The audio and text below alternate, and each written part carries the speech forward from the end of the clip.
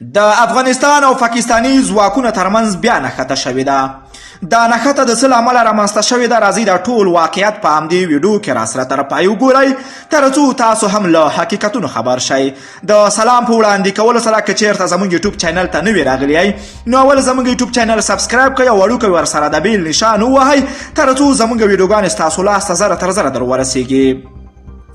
د کندهار په سپین بولده کې افغان او پاکستاني ځواکونو پر ډیورن فرضي کرښه د پاکستاني ځواکونو له لوري د تار لګولو پر سر نښته کړې ده چې اوس هم د بیا ځل نښتې احتمال شته. په سپین بولده کې د سرحدي قواو د دریم لیوه قمندان جنرال محمد انور انبیا رسنیو ته ویلي چې پاکستاني سرحدي ملیشو د سهار راهیسې هڅه پیل کړې چې په زاړه کلي کې ازغن تار ولګوي او نښته رامنځته شوې ده. نوموړي زیاته کړه پاکستاني سرحدي ملیشو له 3 څخه تر 5 کیلومتره د افغانستان په خاوره کې دننه لومړی ډبرې ږدي او وروسته د ازغن تار د زغولو هڅه کوله چې افغان ځواکونه یې مخه ونیوله. د یادې ستونزې له راولاړېدو سره سم افغان سرحدي عسکرو لومړۍ درجه چمتووالی نیولی او سیمې ته اضافه قوتونه هم رسېدلي دي.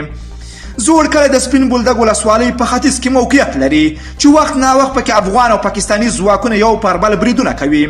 دا په داسې حال کې ده چې یو څو ورځې مخکې افغان ځواکونه د داعش مشر اسلم فاروقي هم نیولی و چې بیا د پاکستان حکومت په یوه اعلامیه کې له افغان حکومت نه د اسلم فاروقي غوښتنه وکړه مګر افغان حکومت د دوی اعلامیې ته د رد جواب ورکړو. افغان حکومت په زغر د پاکستان هیواد ته وویل چې زه خپل قوانین لرم او زه به اسلم فاروقي ته د قانون په چوکاټ کې د عمل سزا ورکوم.